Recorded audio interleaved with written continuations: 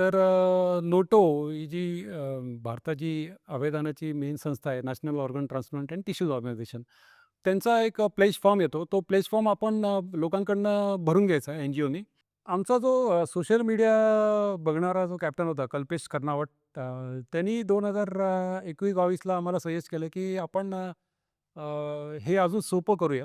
QR code आपण introduce करू. QR code जर लोकांनी स्कॅन केला, तर त्यांना तो ऑनलाईन फॉर्म दिसेल. तो 2 मिनिटात भरता येईल आणि त्यांनी त्यात मेल ॲड्रेस टाकला, तर आपला ऑर्गन डोनर कार्ड त्यांना मेल ॲड्रेसवरती जाईल आणि हा सॉफ्ट कॉपी आपल्याकडे असल्याकारणाने आपल्याला ते नोटोपर्यंत पोहोचवायला सुद्धा सोपं होईल.